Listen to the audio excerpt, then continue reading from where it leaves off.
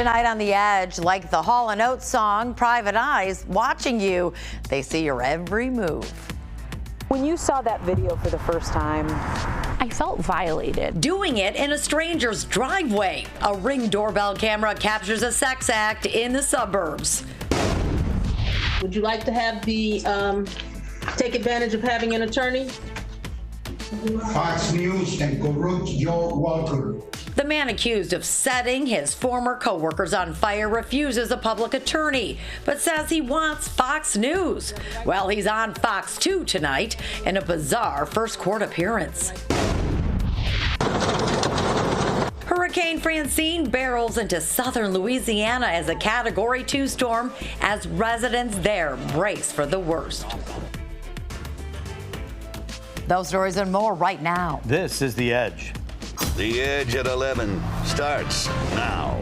Not so secret sex. A couple looks for a place to get it on in Farmington Hills, and for reasons that aren't entirely clear, they choose a driveway of a family home. That home has an outdoor security camera, and this man and woman put on an X-rated show for some very young eyes. Fox News' Jessica Dupnack has more on this shocking sex act.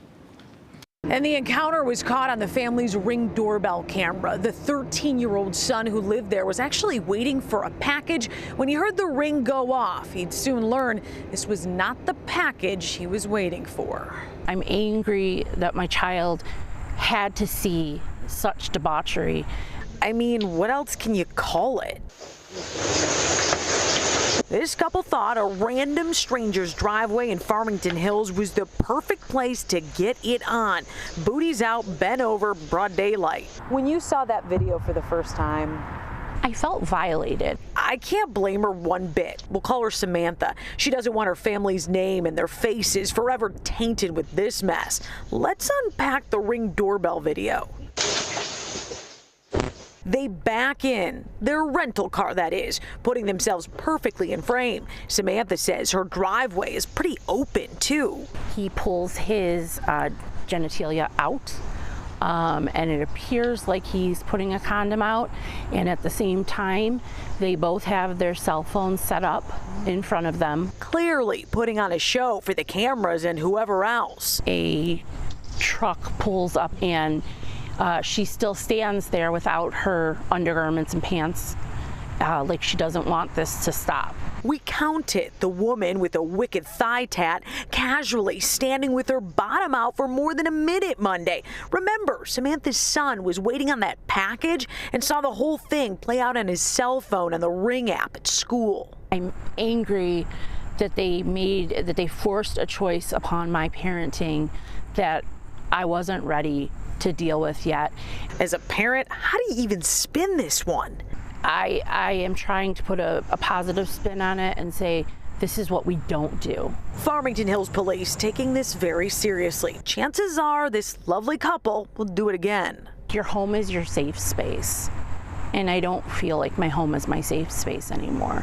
If you recognize their fronts or even their backs, Farmington Hills police could use a little help finding these folks. Jessica Dupnack on The Edge. Well, he's been praised on a national level for making the city of Detroit a safer place. But Police Chief James White is considering leaving the force. And today he confirmed he's applying for a new job. Chief White telling Fox 2 he's interested in becoming the CEO of the Detroit Wayne Integrated Health Network. The agency provides mental health care to people in and around Wayne County, utilizing tools like mobile crisis units and a 24-hour hotline. Chief White took over as Detroit's top cop in 2021 and says he's seen firsthand the need for these types of services. The chief said in a statement, quote, we continue to have a mental health crisis in our community that needs to be addressed at multiple levels. He goes on to say, I look forward to a competitive process and want to respect the process by not saying anything further at this time. As the process continues, I am fully committed to serving as Detroit's police chief, end quote. So far, there's no word when a decision on that job will be announced. Well, also tonight, an elderly tourist from Germany remains hospitalized in grave condition after being assaulted in downtown Detroit during a cruise stop. This is awful. According to DPD, mental health issues may have played a role in the unprovoked attack. Police say the 81-year-old man was visiting the CompuWare building Saturday morning when he was sucker punched by 30-year-old Lawrence Gilchrist. Gilchrist was an employee at one of the shops. Police telling us the suspect has priors for drunken behavior and some traffic stops. He informed the officer, quote, "I knocked his out." Just checked in with his family. His 2 sons flew in from Germany, and they're at the local hospital. Gilchrist is facing charges of assault with intent to do great bodily harm and aggravated assault. Also today, the man accused of setting 2 of his former co-workers on fire this week has a contentious first court appearance. As Fox News' Lauren Edwards tells us tonight, he waived his right to a court-ordered attorney and frequently made a request for Fox News. He was using a ketchup bottle filled with gasoline to ignite us. Throw the gasoline on the ladies and then light them on fire. Roberto Romero of Detroit was arraigned Wednesday for allegedly setting 2 women he previously worked with on fire. Here in this matter, Your Honor, at bar, that we have him, he has been terminated from the Tompkins Products Company, in which he had been leaving threatening notes at the workstation for these complainants, and so they fired him. According to the Wayne County Prosecutor's Office, after Romero was fired, he returned earlier this week on Monday, September 9th at 6 in the morning and allegedly set the women on fire. Saw her and he set her on fire. Well, that complainant the other complainant was sitting in her vehicle.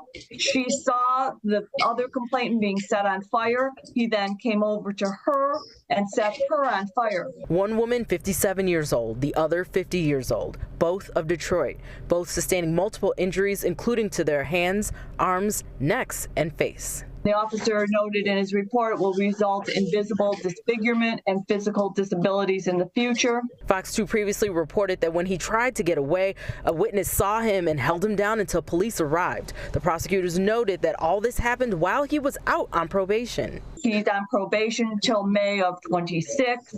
In that case, he alleged to held a butcher knife to the complainant's neck and had also attempted to hit him in the head with a bike chain. They say Romero's been to prison a few times. His criminal history dates back to 1984, and it includes drug crimes, arson, and domestic violence. Wednesday, whenever the judge addressed him in court, he responded incoherently. All right, Mr. Romero, is there anything you want to say regarding your bond?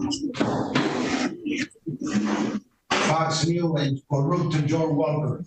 He was officially charged with 2 counts of assault with intent to murder, among others. Threaten to do more harm once he gets out of jail. Court finds by clear and convincing evidence that Mr. Romero is a danger not only to these particular complainants, but also to the general public. Romero refused a court-appointed attorney. He is now representing himself, and he has been remanded to Wayne County Jail. I'm Lauren Edwards on The Edge. Well, tonight we also have an update on a bomb hoax in Harrison Township. The man accused of faking explosives on his car so it wouldn't get repossessed was also charged today.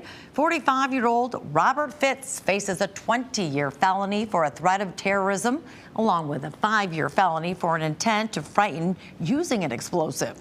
The MSP bomb squad was called to his mobile home community on Tuesday, where his car was covered with notes that it would explode if touched. There was even propane tanks and wires inside the vehicle.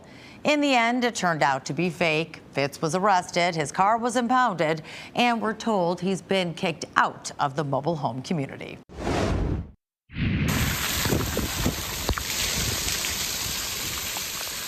Francine makes landfall in Louisiana this evening as a Category 2 storm.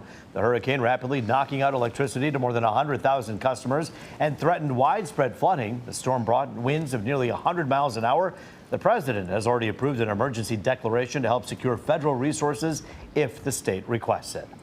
Well, tragedy in Ypsilanti Township today. A 2-car crash on US 12 leaves both drivers dead and a passenger in critical condition. This accident happened around 4 this evening between Wired and Ecorse roads. We're going to get to that story in just a moment. Now it's time to check on the weather, I guess, with Weather Authority Rich Luderman. Hey, Rich. Hey there, Roop and Taryn. This is Francine, now inland and weakening. Top winds 70 miles per hour, so centered right over New Orleans. The axis of heavy rain shifting into southern Mississippi. Mississippi. Around here today, just beautiful weather, topping out highs in the low to mid 80s. Officially at the airport, 83 degrees. Right now, temperatures falling off just a bit. 63 Windsor, 67 Pontiac, 64 out there in Howe. Not a whole lot of fog yet, but like last night, we may see areas of dense fog develop between now and sunrise. It's a warm, dry pattern that continues for Thursday, Friday, into the weekend and beyond. You'll see it all in the 7-day forecast. Comfortable tonight. Some areas of fog down to 60 degrees. Tomorrow, back to 85 with sun and clouds, warm and dry.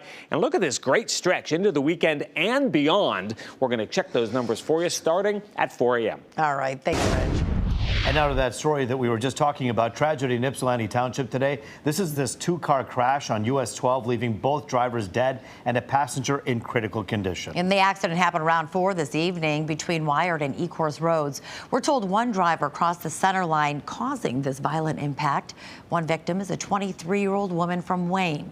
The second driver is male and has not yet been identified. It's not clear at this time which driver was at fault. After many years, the state's attorney general has closed the investigation into Larry Nassar. Now, victims of the former Michigan State University gymnastics doctor are left without answers. The decision comes after Attorney General Dana Nessel reviewed more than 6,000 documents. Nessel says although the documents were withheld improperly, they revealed nothing helpful. Nassar was sentenced to 40 to 175 years in prison after admitting to sexually assaulting some of the school's gymnasts.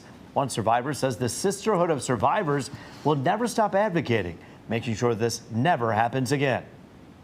Going back and thinking, if I just helped one person, it doesn't even matter. It doesn't even compare to how I'm feeling right now. It's worth it at the end of the day. Michigan State has acknowledged the role survivors have made, saying they've taken significant steps to improve campus safety and culture.